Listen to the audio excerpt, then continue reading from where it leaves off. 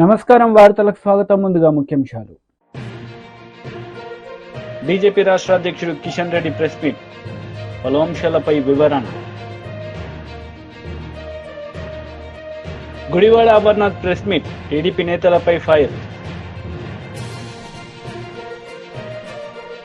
BJP రాష్ట్ర అధ్యక్షుడు Kishan Reddy media సమావేశం నిర్వహించారు. ఈ సందర్భంగా పలు అంశాలపై ఆయన మాట్లాడారు. గెలిచినటువంటి అసెంబ్లీ స్థానాలలో కూడా మరి ఓటింగ్ పర్సంటేజీ కాంగ్రెస్కి తగ్గింది. కాంగ్రెస్కి వేసినటువంటి ఓట్లు గత శాసనసభ ఎన్నికల్లో మరి ఈ ఎన్నికల్లో అనేక స్థానాల్లో భారతీయ జనతా పార్టీకి అసెంబ్లీలలో తీసినట్లయితే బీజేపీకి బలం పెరిగింది. కాంగ్రెస్ను మరొక దిక్కు బీఆర్ఎస్ను కాదని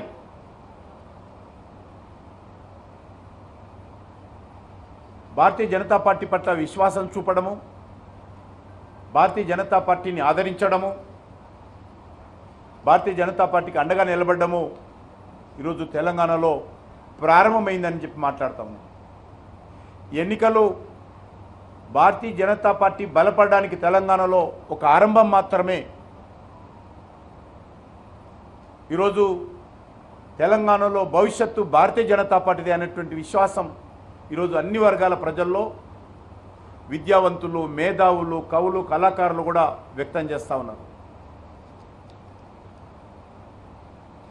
వారి అంచనాలకు అనుగుణంగానే గత 10 సంవత్సరాలలో నరేంద్ర మోడీ గారి నేతృత్వంలో సుమారు 10 లక్షల కోట్ల రూపాయల అనేక రకాల అభివృద్ధి కార్యక్రమాలు కానీ, సంక్షేమ కార్యక్రమాలు కానీ తెలంగాణ రాష్ట్రంలో కేంద్ర ప్రభుత్వం ఖర్చు చేయడం జరిగింది. ఆ రకంగా తెలంగాణలో మరి నరేంద్ర మోడీ గారి ప్రభుత్వము చేపట్టినటువంటి అనేక రకాల అభివృద్ధి కార్యక్రమాలు కానీ ఈరోజు దానికి సంబంధించినటువంటి ఫలితం స్పష్టంగా కనిపిస్తూ ఉంది. మేము 8 సీట్లలో గెలిచాము, మరొక 6-7 సీట్లలో సెకండ్ ప్లేస్లో వచ్చాము. ముఖ్యంగా ముఖ్యమంత్రి గారి జిల్లా, ముఖ్యమంత్రి గారి అసెంబ్లీ కొడంగల్ ఉన్నటువంటి పార్లమెంట్ కాన్స్టిట్యున్సీని కూడా ఈరోజు భారతీయ జనతా పార్టీ గెలుచుకోవడం జరిగింది. ముఖ్యమంత్రి గారు ఆ జిల్లాలో అనేక రకాల బెదిరింపులు, మా అభ్యర్థి డీకే అరుణ గారి పైన వ్యక్తిగతమైనటువంటి మరి అన్పార్లమెంటరీ లాంగ్వేజ్తో ఆమెను విమర్శించడము,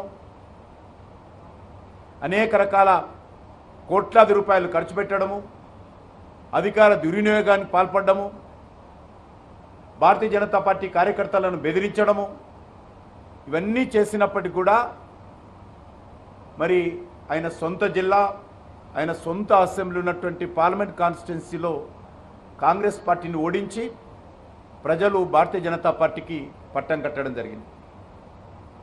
అదేవిధంగా ముఖ్యమంత్రి గారి సొంత పార్లమెంట్ కాన్స్టిట్యున్సీ ఏదైతే గతంలో మల్కాజ్గిరి నుంచి గెలిచారో ఆ మల్కాజ్గిరిలో కూడా ఈరోజు భారతీయ జనతా పార్టీ సుమారు 4 లక్షల ఓట్ల మెజార్టీతో బీజేపీ జెండా పాతడం జరిగింది.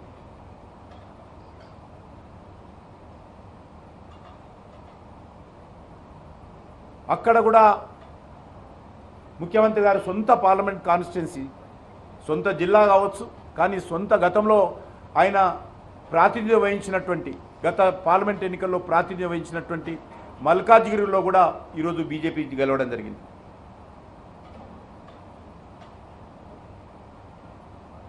మీకు అందరికీ తెలుసు, మాజీ ముఖ్యమంత్రి గారు ప్రాతినిధ్యం వహిస్తున్నటువంటి గజ్వేల్ కానీ, మాజీ ముఖ్యమంత్రి గారి రాజకీయ ఆరంగేట్రానికి కీలక పాత్ర పోషించినటువంటి సిద్దిపేట కానీ, బీఆర్ఎస్ కంచుకోటగా ఉన్నటువంటి మెదక్ పార్లమెంట్లో కూడా ఈరోజు 100 కోట్ల రూపాయలు బీఆర్ఎస్ పార్టీ ఖర్చు పెట్టినప్పటికీ కూడా మరి అక్కడ కూడా ఈరోజు బీజేపీ విజయం సాధించడము తెలంగాణ రాష్ట్ర రాజకీయాలలో భవిష్యత్ ఏ రకంగా ఉండబోతుందో సంకేతం ఇవ్వడం జరిగింది.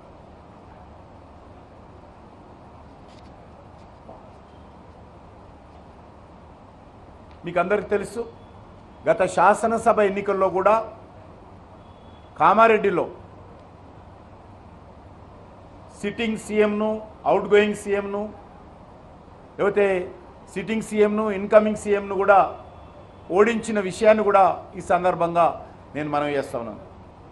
అదేదో ఆ ఒక్క సీటు గెలిచారు మీరు, అసలు మీకు ఎక్కడ బలం ఉంది అనేటువంటి విమర్శించినటువంటి వాళ్లకు ఈరోజు కామారెడ్డి ఉన్నటువంటి ఉమ్మడి జిల్లా మెదక్ జిల్లాలో కూడా, నిజామాబాద్ జిల్లాలో కూడా భారతీయ జనతా పార్టీ విజయం సాధించడం జరిగింది. నిజామాబాద్లో మీ అభ్యర్థికి ఏముంది, మరి పసుబోర్డు తేలేదని అనేక రకాల తప్పు ప్రచారం ఇచ్చినప్పటికీ మరి ఈరోజు నిజామాబాద్ జిల్లాలో కూడా భారతీయ జనతా పార్టీ అభ్యర్థి అరవింద్ గారు రెండోసారి మంచి మెజార్టీతో విజయకేతనం ఎగరవేశారు. మీకు అందరికీ తెలుసు, కాంగ్రెస్ పార్టీ ఎన్నికల్లో పూర్తిగా తొండి ఆట ఆడింది. కాంగ్రెస్ పార్టీ పూర్తిగా అబద్ధపు ప్రచారం చేసింది, విష ప్రచారం చేసింది, తప్పుడు ప్రకటనలు చేసింది. బీజేపీ గెలిస్తే రాజ్యాంగాన్ని మారుస్తారని, బీజేపీ గెలిస్తే బడుగు బలైన వర్గాల రిజర్వేషన్స్ తీసేస్తారని మరి అనేక రకాలుగా ప్రచారం చేయడమే కాకుండా YCP leader Perni Nani media సమావేశం నిర్వహించారు. ఈ సందర్భంగా పలు అంశాలపై ఆయన మాట్లాడారు. బీహార్ తరహా హింసా రాజకీయాలు ఇవన్నీ కూడా గవర్నర్ గారి దృష్టికి తీసుకెళ్తామైంది.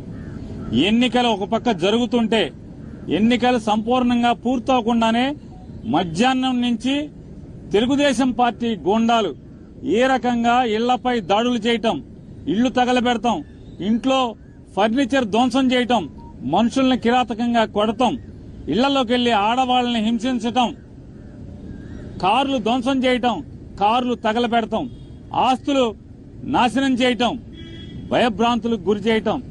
అంటే తెలుగుదేశం పార్టీ అధికారంలోకి వస్తే ఎర్ర పుస్తకంలో అంటే ఎర్ర పుస్తకంలో ఏం రాసుకున్నారా అంటే మేము హింస కోసమే, ఈ కక్ష తీర్చుకోవడం కోసమే, మాకు వ్యతిరేకంగా వైఎస్ఆర్ కాంగ్రెస్ పార్టీ ఎవరు జెండా పట్టుకుంటే వాళ్ళనల్లా కిరాతకంగా హింసిస్తాం, వాళ్ళ ఆస్తులు ధ్వంసం చేస్తాం అనేటువంటి దానికోసమే అధికారంలోకి వచ్చినట్టుగా ఇవాళ వాళ్ళు ప్రవర్తిస్తున్నారు. ఇవన్నీ గవర్నర్ గారికి చెప్పినప్పుడు ఆయన ఆశ్చర్యపోయారు. ఏంటి ఇంత కిరాతకంగా జరుగుతుంటే పోలీసు పట్టించుకోవట్లేదా అని చెప్పినారు. వాస్తవం సార్, ఇది ఒక్క ఎఫ్ఐఆర్ కూడా నమోదు కావట్లేదు. వెళ్లి పోలీస్ కంప్లైంట్ ఇచ్చినా, ఫోటోలతో వీడియోలతో ఇచ్చినా కూడా ఆ వీడియోలన్నీ కూడా గవర్నర్ గారికి ఇవ్వడం జరిగింది. ఇంకా ఎక్కడెక్కడైతే జరుగుతున్నాయో అన్ని చెప్పడం జరిగింది. ఆఖరికి ఈరోజు మీతో మాట్లాడటానికి వచ్చే ముందు కూడా నూజివీడులో ఒక కౌన్సిలర్ ని నడి బజార్లో పట్టపగలు స్టాబింగ్ చేయడం జరిగింది. కత్తులతో వెంటపడి పొడవటం జరిగింది. పోలీసు సాక్ష్యంగా పోలీసులు ఆ పక్కన ఉన్నా కూడా పోలీసుల ముందే స్టాబింగ్ చేసిన, కత్తులతో పొడిచినా కూడా పోలీసులు ఆపిన పరిస్థితి లేదు. కనీసం కేసు పెట్టినటువంటి ఇంతవరకు కూడా దాఖలాలు కాలేదంటే గవర్నర్ గారు ఆశ్చర్యపోయి ఖచ్చితంగా నేను డీజీపీని పిలిపిస్తాను, ఇవన్నీ కూడా గట్టిగా విచారణ చేస్తాను మీరు అంటే మేము ఆయనకి వీడియోలతో సహా ఇవ్వడం జరిగింది, ఫోటోలతో సహా ఇవ్వడం జరిగింది. అవన్నీ కూడా ఆశ్చర్యపోయి అన్ని కూడా మేము ఫోన్లో కూడా కొన్ని చూపించాం, వీడియోలు ఎలా ఉన్నాయో. ఇంకా మా దగ్గర చాలా వీడియోలు ఉన్నాయండి అని చెప్తే అవన్నీ కూడా మా సెక్రటరీ గారికి పంపించండి, నేను చూస్తాను, వెంటనే యాక్షన్ తీసుకుంటాను. పోలీసుని గెలిపోవటంలు అనేవి సహజంగా ఉంటాయి, కానీ ఈ రకంగా కిరాతకం, ఈ రకంగా హింసా ప్రవృత్తి, ఈ రకంగా విధ్వంస ధోరణి అనేది చేస్తే ఇంకా ప్రభుత్వం ఎలా ఉన్నట్టా లేనట్టా, ఇది డెమోక్రసీ కదా అని చెప్పి ఆయన చెప్పడం జరిగింది. ఆయన కూడా సోదాహరణంగా వివరించాం. ఇంకా ఎక్కడెక్కడ సంఘటనలు జరుగుతున్నాయో, ఎక్కడెక్కడ అన్ని వీడియోల్ని, ఫోటోల్ని అన్ని ప్రతిదీ కూడా ఆయనకి పంపిస్తామని చెప్పాం. ఖచ్చితంగా పంపించండి, నేను యాక్షన్ తీసుకుంటాను, కంట్రోల్ చేస్తానని చెప్పని చెప్పారు. అలాగే ఆంధ్ర రాష్ట్ర ప్రజలకు కూడా తెలియజేస్తున్నాం, గవర్నర్ గారికి ఏది చెప్పామో మీకు కూడా అదే చేస్తున్నాం. ఇవాళ అంటే 4వ తారీఖు మధ్యాహ్నం నుంచి ఏ రకంగా తెలుగుదేశం పార్టీ హింస ప్రవృత్తితో చెలరేగిపోతుందో, హింసను ఏ రకంగా ఈ ఆంధ్ర రాష్ట్రం మీద ప్రజ్వలింపజేస్తున్నారో, అంటే వాళ్ళు గెలిచింది ఈ రకంగా ధ్వంసకాండ కోసమా, ఈ రకంగా హింసాకాండ కోసమా ఇవాళ ప్రజలు ఓటేసిందా చంద్రబాబు నాయుడు గారికి, కూటమికి అని చెప్పని మేము మీ ద్వారా ప్రజల ద్వారా ఇవాళ తెలుగుదేశం పార్టీని, కూటమి నాయకుల్ని హెచ్చరిస్తున్నాం. ఈ రకంగా మీరు ప్రోత్సహిస్తే ఈ సంస్కృతిని, బీహార్ సంస్కృతిని ఆంధ్ర రాష్ట్రంలో గనక మీరు బీజం నాటితే ఎల్లకాలం మీరేం ఉండరు కదా. అంటే ఈ రాష్ట్రానికి కొత్తగా ఏం సంస్కృతి తీసుకొస్తున్నారు మీరు? అంటే టీడీపీ లీడర్ మీడియా సమావేశం నిర్వహించారు. ఈ సందర్భంగా పలు అంశాలపై ఆయన మాట్లాడారు. టీచర్లందరూ 2 నుంచి 3, 4, 5 లక్షలు డబ్బులు ఇచ్చి కౌన్సిలింగ్ లేకుండా వాళ్ళకి కావాల్సిన ప్లేసుల్లోకి డైరెక్ట్గా ప్రభుత్వం దగ్గర ట్రాన్స్ఫర్ ఆర్డర్ తెచ్చుకున్న ట్రాన్స్ఫర్లు ఈ 1800. టీచర్ సంఘాలు ఏపీటీఎఫ్ కానీ యూటీఎఫ్ కానీ వీళ్ళందరూ మొత్తుకున్నారు. ఇది తప్పు, ఇది ప్రభుత్వం ట్రాన్స్ఫర్ చేయడం తప్పు, పైగా ఇంతమందిని 1800 మందిని చేయటం తప్పు, కౌన్సిలింగ్ జరగాలి అని చెప్పి వాళ్ళు మొత్తుకున్నా కూడా ప్రభుత్వం ఇలా ఎలక్షన్ కోడ్ ఉంది, మీ తర్వాత చూస్తానా అన్నారు. నిన్నటికి నిన్న విద్యాశాఖ కార్యదర్శి ఫోన్ చేసి వాళ్ళ కమిషనర్ గారికి 6వ తారీఖుతో కౌన్సిలింగ్ అయిపోతుంది, మీరు 7వ తారీఖు నుంచి వీళ్ళందరినీ రిలీవ్ చేశారని చెప్పి ఉత్తర్వులు ఇవ్వడం జరిగింది. మరి వీళ్ళందరూ సంఘాలు చెప్పినా వినలేదు కాబట్టి మనమేమో ఇంకా పూర్తిగా ప్రమాణ స్వీకారం జరగలేదు, మన హడావిడిలో మనకున్నాం. మన దగ్గరికి వచ్చారు టీచర్స్ సంఘాలు, టీచర్లు. అలాగే ఆ నర్సింగ్ దాంట్లో కూడా కొంత అవినీతి ఉందని చెప్పి వాళ్ళు కూడా చెప్పడం జరిగింది. ఈ 2 అంశాల మీద మరి వీటిని ఆపేయాలి, టీచర్స్ యొక్క ట్రాన్స్ఫర్లో ఎఫెక్ట్ కాకూడదు. నర్సింగ్ కౌన్సిలింగ్ ఇవాళ ఎలక్షన్ కోడ్ ఇవాళతో ముగిసిపోతుంది, కానీ ఈరోజే కౌన్సిలింగ్ పెట్టారు, కొంపలేదో మునిగిపోయినట్టు. కాబట్టి ఈ 2 ఆపేయాలని చెప్పి మేము మరి మన ముఖ్యమంత్రి గారికి, కాబోయే ముఖ్యమంత్రి గారికి చెప్పడం, ఆయన అధికారులతో మాట్లాడతాం, ఈ 2టిని కూడా ఆపేసినట్టు ఉత్తర్వులు కూడా రావడం జరిగింది. అంటే వైకాపా అవినీతి అరాచకాలకి మొదటి అడ్డుకట్ట పడింది. డిప్యుటేషన్ మీద వచ్చిన ఏపీ కార్పొరేషన్ ఎండీ కానీ, మైనింగ్ కార్పొరేషన్ డైరెక్టర్ కానీ, జేఈఓ టీటీడీ కానీ, ఇంకా కొంతమంది అవినీతి అధికారులు ఇక్కడ ఉంటే తాట తీస్తారని చెప్పి భయపడి మా డిప్యుటేషన్ వద్దు మేము వెళ్ళిపోతామని చెప్పి లెటర్ పెట్టుకుంటే, దౌర్భాగ్యం ఏంటంటే చీఫ్ సెక్రటరీ కూడా ఆ సిఐడి చీఫ్ సంజయ్కి పర్మిషన్ ఇవ్వడం జరిగింది.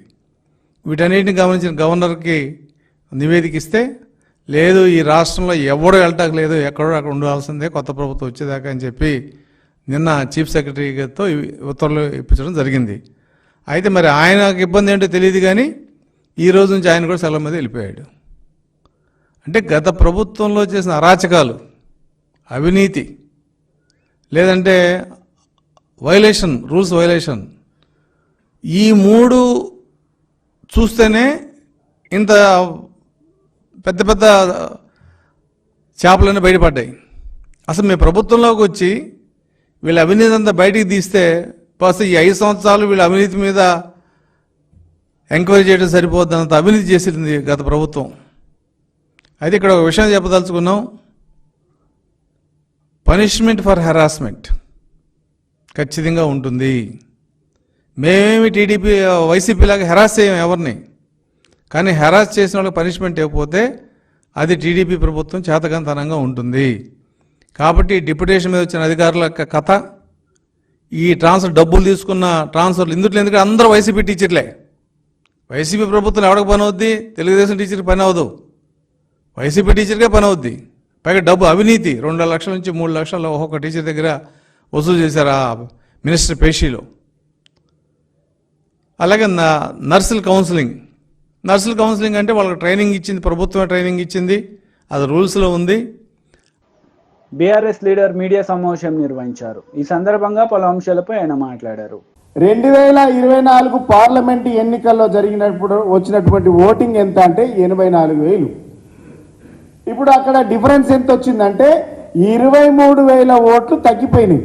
ఈ ఓట్లు ఎవరికి పడ్డాయి అంటే బీజేపీకి పడ్డాయి. అవయవదానం ఎక్కడ జరిగింది? మరి కొడంగల్లో జరిగిందా అని అడుగుతా ఉన్నా. రెండో అంశము, మీ సొంత ఊరిలో కొండారెడ్డిపల్లె విలేజ్లో మీ సొంత ఊర్లోనే బీజేపీకి మెజార్టీ పెరిగింది. అంటే బీజేపీని గెలిపించడానికి పరోక్షంగా కాంగ్రెస్ పార్టీ సిద్ధమైందని అనుకోవాలి కదా. మరి ఇక్కడ ఒక ముఖ్యమంత్రే కాదు, ఇప్పుడు ఉన్నటువంటి మొత్తం మంత్రుల లిస్టు తీసిన నేను. మీరు అధికారంలోకి వచ్చి 6 నెలలు అయింది. 6 నెలల తర్వాత రెఫరెండం అయిపోతున్నటువంటి ఎలక్షన్కి ఏం జరగాలి? మీ పాలన మంచిగుంటే, మీ ప్రజాపాలన బాగుంటే, మీరు బాగా చేస్తే మీకు ఓట్ల పర్సెంట్ పెరగాలి. మీకేమైంది? ఇలా మంత్రులలో మొత్తం అదే జిల్లాకు సంబంధించినటువంటి జూపల్లి కృష్ణారావు గారు మంత్రి, కొల్లాపూర్ నుంచి పోటీ చేసిండు. అసెంబ్లీ ఎన్నికల్లో 93,000 వచ్చినాయి. ఇప్పుడు ఈ పార్లమెంట్ ఎన్నికల్లో 77,000 వచ్చినాయి. డిఫరెంట్ ఎంత వచ్చింది? 16,000 తగ్గింది. పొన్నం ప్రభాకర్ గారు మంత్రి, కరీంనగర్ జిల్లా, హుస్నాబాద్కి వెళ్ళి పోటీ చేస్తే 1,00,000 ఓట్లు వచ్చినాయి. ఇప్పుడు ఎంత వచ్చింది? 79,000 ఓట్లు వచ్చినాయి. డిఫరెంట్ ఎంత వచ్చింది? 21,000 తగ్గినాయి. శ్రీధర్ బాబు గారు మంత్రి నుంచి పోటీ చేసిండు. 1,03,000 ఓట్లు వచ్చినాయి. ఇప్పుడు ఎన్ని వచ్చినాయి? 77,000 ఓట్లు వచ్చినాయి. ఎన్ని ఓట్లు తగ్గినాయి? 26,000 ఓట్లు తగ్గినాయి. పొంగులే శ్రీనివాసరెడ్డి గారు మంత్రి, ఖమ్మం, పాలేరు నుంచి పోటీ చేసిండు. అసెంబ్లీ ఎన్నికల్లో 1,28,000 ఓట్లు వచ్చినాయి. ఇప్పుడు ఎన్ని వచ్చినాయి? 1,20,000 ఓట్లు వచ్చినాయి. 8,000 తగ్గినాయి. తుమ్మల నాగేశ్వరరావు గారు ఖమ్మం నుంచి పోటీ చేసిండ్రు. 1,36,000 వచ్చినాయి. ఇవాళ ఎన్ని వచ్చినాయి? 36,000 నుంచి 20,000 అంటే 10,000 తగ్గినాయి. ఇట్లా దామోదర్ రాజనరసింహ గారు ఉన్నారు, మెదక్ జిల్లా నుంచి, ఆందోళన నుంచి పోటీ చేస్తే 1,14,000 ఓట్లు వస్తే ఇప్పుడు 82,000 వచ్చినాయి. ఇప్పుడు డిఫరెంట్ ఎంత వచ్చింది? 32,000 తగ్గినాయి. మీ వడ్లూరు లక్ష్మణ్ విప్పు, ధర్మపూర్ ఎమ్మెల్యే గారు 23లో పోటీ చేస్తే 91,000 వచ్చింది. ఇప్పుడు 57,000 వచ్చింది. అంటే 34,000 ఓట్లు తగ్గిపోయినాయి. ఆది శ్రీనివాస్ గారు వేములవాడ ఎమ్మెల్యే 71,000 వచ్చింది. ఇప్పుడు పార్లమెంట్లో 36,000 ఓట్లు తగ్గినాయి. అంటే 35,000 ఓట్లు తగ్గిపోయినాయి. ఇట్లా చెప్పుకుంటూ పోతే మానకొండూరు ఎమ్మెల్యే 52,000 వచ్చినాయి. ఇప్పుడు 44,000 వచ్చినాయి. అంటే 8,000 తగ్గింది. ఇట్లా చెప్పుకుంటూ పోతే లిస్ట్ ఉంది నా దగ్గర. మొత్తం 18 నుంచి 20 నియోజకవర్గాలలో మీ ఓటు ఎవరికి ట్రాన్స్ఫర్ అయిందంటే బీజేపీకి ట్రాన్స్ఫర్ అయింది. ఇలా మా గురించి మాట్లాడే నైతిక హక్కు లేదు మీకు. ఇలా మీరు 6 నెలల పరిపాలన బాగలేదు కాబట్టే గుడివాడ అమర్నాథ్ మీడియా సమావేశం నిర్వహించారు. ఈ సందర్భంగా టీడీపీ నేతలపై ఆయన విరుచుకుపడ్డారు. దాంట్లో ఏదన్నా లోటుపాట్లు ఉన్నప్పుడు డెఫినెట్గా వారి తరఫున మాట్లాడేటువంటి ప్రయత్నం, ఆ కార్యక్రమం కూడా మేము చేసేటువంటి బాధ్యత తీసుకుంటామని చెప్పి తెలియజేస్తూ ఉన్నాం. సో ఈ రకమైనటువంటి ప్రక్రియలో ఒక ప్రధానమైనటువంటి అంశం, ముఖ్యంగా వైఎస్ఆర్ కాంగ్రెస్ పార్టీకి చెందినటువంటి క్యాడర్లో, అంటే నా వరకు ప్రభుత్వంలో పనిచేసినటువంటి మంత్రిగా, శాసనసభ్యుడిగా ఇవన్నీ చేసినప్పటికీ, అంటే నా వరకు ఎన్నికల్లో కనిపించినటువంటి ఒక లోపం, వైఎస్ఆర్ కాంగ్రెస్ పార్టీలో ఉన్నటువంటి కార్యకర్తలు, ఎందుకంటే వ్యవస్థలో తీసుకొచ్చినటువంటి మార్పుల్లో జగన్మోహన్ రెడ్డి గారు ముఖ్యమంత్రిగా వారు తీసుకున్నటువంటి నిర్ణయాలు, వ్యవస్థలో తీసుకొచ్చినటువంటి మార్పులు, ఈ సంస్కరణలో భాగంగా వైఎస్ఆర్ కాంగ్రెస్ పార్టీ కార్యకర్తల్ని వారికి ఇవ్వాల్సినటువంటి గౌరవం ఇవ్వలేకపోయామేమో అన్నటువంటి ఒక ఆలోచన నాకు వ్యక్తిగతంగా, నేను ఎన్నికల్లో ప్రచారం చేసినప్పుడు కానీ లేదా మంత్రి హోదాలో నేను పనిచేసినటువంటి సందర్భాల్లో కానీ కార్యకర్తలతో మాట్లాడినప్పుడు కానీ ఉన్నటువంటి మాట, రాష్ట్ర వ్యాప్తంగా ఉన్నటువంటి మాట వాస్తవం. కార్యకర్తల్ని, అంటే వాలంటీర్ వ్యవస్థ, సచివాలయ వ్యవస్థ, గ్రామాల్లో పారదర్శకత తీసుకురావాలి, పాలనలో పారదర్శకత తీసుకురావాలి, శాచురేషన్ పద్ధతిలో ప్రతి ఒక్కరికి మంచి చేయాలి. ఎక్కడ కూడా తెలుగుదేశమా లేకపోతే వైఎస్ఆర్ కాంగ్రెస్ పార్టీయా, లేకపోతే ఇంకో పార్టీయా అనేటువంటి చూడకూడదు.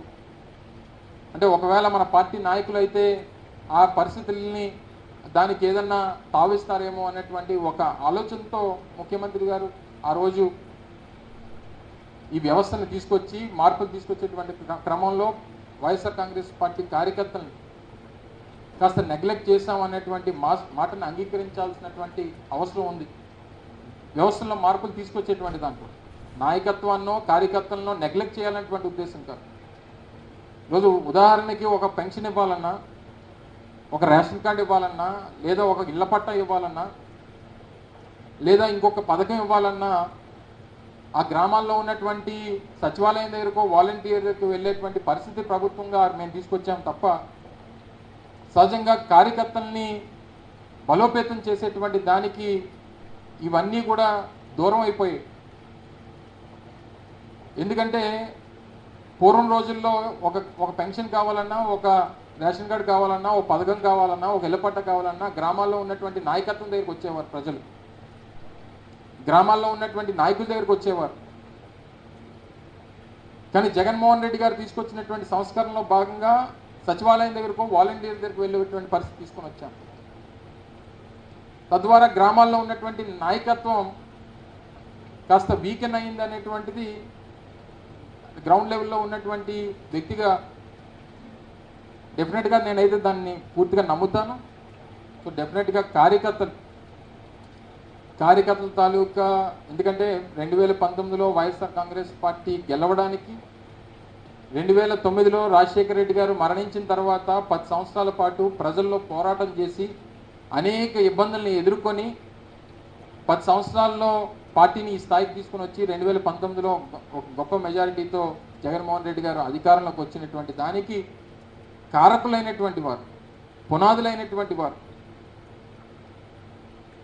డెఫినెట్గా ఆ కార్యకర్త, వైఎస్ఆర్ కాంగ్రెస్ పార్టీ కార్యకర్తలు ఏ రకంగా పార్టీకి పునాదులుగా ఉన్నటువంటి వారిని మనం తీసుకున్నటువంటి నిర్ణయాలు డెఫినెట్గా ప్రజాస్వామ్యంలో ప్రజలకి మంచి చేయాలనేటువంటి ఉద్దేశంతో జగన్మోహన్ రెడ్డి గారు చేశారు. తద్వారా అర్థం చేసుకుంటారనేటువంటి ఆలోచన పార్టీ నాయకత్వానికి మాకు ఉండేది. కానీ దాన్ని డెఫినెట్గా వారు అనుకున్నటువంటి దానికి రీచ్ అవ్వలేకపోయాం అనేటువంటిది కూడా బలంగా నేను నమ్ముతా ఉన్నా. సో దాన్ని ఏ రకంగా ఓవర్కమ్ చేయాలనేటువంటి దాంట్లో కూడా పార్టీ పూర్తి స్థాయిలో పెద్దలు జగన్మోహన్ రెడ్డి గారుతో కలిసి కూర్చొని ఏ రకంగా దాన్ని ఓవర్కమ్ చేయాలనేటువంటి ప్రయత్నం కూడా పూర్తి స్థాయిలో చేస్తాం. సో ఇవన్నీ ఒక ఎత్తున జరుగుతూ ఉంటాయి. ఇదంతా రాబోయేటువంటి కాలంలో తీసుకునేటువంటి ఆలోచనలు అని చెప్పి మీ ద్వారా తెలియజేస్తూ ఉన్నాం. ముఖ్యంగా నేను ప్రాతినిధ్యం వహించినటువంటి అనకాపల్లి నియోజకవర్గం, లేదా మొన్న నేను పోటీ చేసినటువంటి గాజువాక నియోజకవర్గంలో నా మీద పోటీ చేసినటువంటి అభ్యర్థి పెద్దలు పల్లా శ్రీనివాస్ గారు రాష్ట్రంలోనే అత్యధికమైనటువంటి మెజారిటీతో గెలిచినటువంటి సందర్భంలో వారికి కూడా పూర్తి స్థాయిగా అన్ని రకాలుగా ఒక ఆయన మీద పోటీ చేసినటువంటి ప్రత్యర్థిగా గాజువాక ప్రాంత అభివృద్ధికి కావాల్సినటువంటి పూర్తి సహకారాన్ని అందిస్తాం. ఒక కన్స్ట్రక్టివ్ అపోజిషన్గా డెఫినెట్గా నిలబడతాం. అవసరమైనటువంటి ప్రతి చోట ఆ ప్రాంత అభివృద్ధికి కావాల్సినటువంటి సహకారాన్ని అందిస్తాం. ఏ రకమైనటువంటి ప్రజలకి అనుగుణంగా, ప్రజలకి అవసరాలకు అనుగుణంగా తీసుకున్నటువంటి ప్రతి నిర్ణయానికి స్వాగతిస్తాం. ఆ ప్రాంత అభివృద్ధికి కావాల్సినటువంటి ప్రతి విషయంలో పూర్తి స్థాయిలో సహకారాన్ని అందిస్తామనేటువంటి విషయాన్ని కూడా ఈ సందర్భంగా తెలియజేస్తూ ఉన్నాం. కానీ ప్రజా అవసరాలు. కాంగ్రెస్ నేతలు మీడియా సమావేశం నిర్వహించారు. ఈ సందర్భంగా పలు అంశాలపై వారు మాట్లాడారు. కార్యకర్తలకు అర్థమైపోయింది, ఇక ఈ బీఆర్ఎస్ పార్టీ అనేది ఉండదు, ప్రజలు దీన్ని పొందబెడతారు. కాబట్టి మేము ట్రాన్స్ఫర్ చేసి తర్వాత మా రాజకీయ మనుగడ కోసం వేరే పార్టీలో చేరి రాజకీయాలు చేసుకోవచ్చు అని చెప్పి ప్రజలు తిరస్కరించారు. మిమ్మల్ని మీ కార్యకర్తలు తిరస్కరించారు. ఆఖరికి మీ ఎమ్మెల్యేలు కూడా ఫోన్లు చేసి ఓట్లు మీరు బీజేపీకి వేసుకోండి అని చెప్పే దరిద్రమైన పరిస్థితి మీ పార్టీకి వచ్చింది. అదే కాంగ్రెస్ పార్టీ ఇంత ప్రతికూల పరిస్థితుల్లో కాంగ్రెస్ పార్టీ ఈరోజు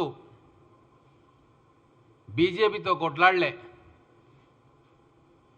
బీజేపీ రాముని ముందల పెట్టి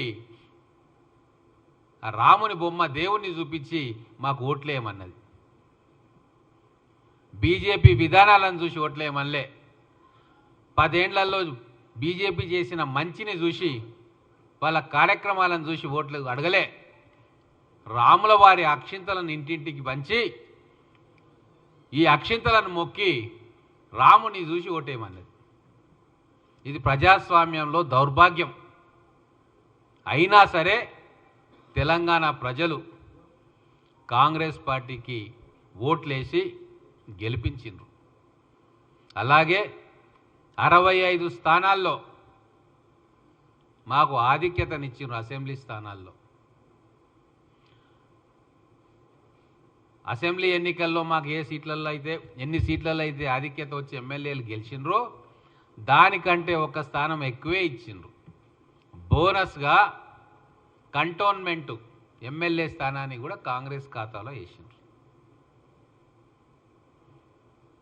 అంటే బీఆర్ఎస్ పార్టీ కుట్రలు చేసినా వాళ్ళ ఓటును మొత్తం కూడా వాళ్ళ ఎమ్మెల్యేలే బీజేపీకి ట్రాన్స్ఫర్ చేసినా ఒక అధర్మ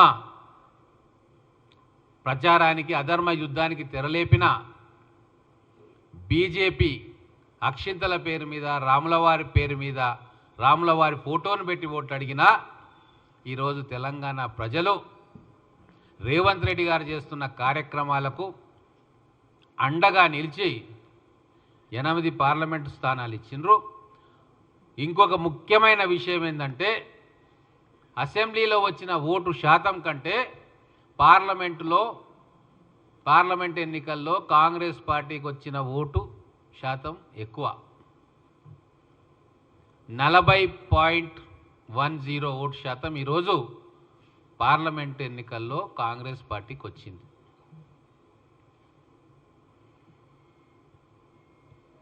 కాబట్టి ఇదే విధంగా భవిష్యత్తులో కూడా కాంగ్రెస్ ప్రభుత్వం పనిచేయబోతా ఉంది. ప్రజల కోసం పనిచేసే ప్రభుత్వం ఖచ్చితంగా మున్ముందు ఇంకా ప్రజల విశ్వాసాన్ని చూరగొనే కార్యక్రమాలు చేస్తుంది. ముఖ్యంగా బీజేపీ పార్టీ నాయకులకు కూడా ఒక హితవు చెప్పదలుచుకున్నా. నోరుంది కదా అని నోరు బారేసుకోకండి. మీది బల్పు కాదు వాపు అనేది తెలంగాణ ప్రజలందరికీ కూడా తెలుసు. పార్లమెంట్ ఎన్నికల్లో మీకు ఎక్కువ ఓట్లు వస్తాయి. అదే అసెంబ్లీకి స్థానిక సంస్థలకు వస్తే చతికిల పడతారన్న విషయం ఇప్పటి నుంచి కాదు. మాట్లాడుతున్న వాళ్ళు నిన్నమన్న బీజేపీలో చేరిరేమో. 1980 నుంచి ఇదే పరిస్థితి. పార్లమెంటు అప్పుడు 5% 10% ఓటు ఎక్కువ పెరుగుతుంది. మీరు సంకలు గుద్దుకుంటారు, మా పెరిగింది మా పార్టీ అని. మళ్ళీ అసెంబ్లీ ఎలక్షన్లు స్థానిక సంస్థ ఎన్నికల వచ్చే వరకు మీ బండారం బయటపడుతుంది. కాబట్టి 2019 ఎన్నికల్లో ఏమైంది? మీకు 20% ఓట్లు వచ్చినాయి, 4 పార్లమెంట్లు వచ్చినాయి. ఇక మీరేమన్నారు? మాదే అధికారం అని చెప్పి జబ్బలు జరుచుకున్నారు. ఊరు వాడ ఏకం చేసిర్రు. కన్ను మిన్ను కానకుండా మాట్లాడినరు. ఏమైంది? 2023 అసెంబ్లీ ఎన్నికల్లో చతికిల పడ్డారు. 13.90 ఓటు శాతం వచ్చింది. అంటే 20% పార్లమెంట్లో వస్తే మీరు అన్ని 5 సంవత్సరాలు మీరు అన్ని మాటలు మాట్లాడిన తీరు అన్నీ చూస్తే ప్రజలు మీకు 13.9. వార్తలు ముగించే ముందు ముఖ్యాంశాలు మరోసారి. బీజేపీ రాష్ట్ర అధ్యక్షుడు కిషన్ రెడ్డి ప్రెస్ మీట్, పలు అంశాలపై వివరణ. Gudivada Amarnath press meet, TDP నేతలపై ఫైర్. ఈ వార్తలు ఇంతటితో సమాప్తం. తిరిగి ప్రసారమయ్యే వార్తలు మళ్ళీ కలుద్దాం. అంతవరకు సెలవు. నమస్తే.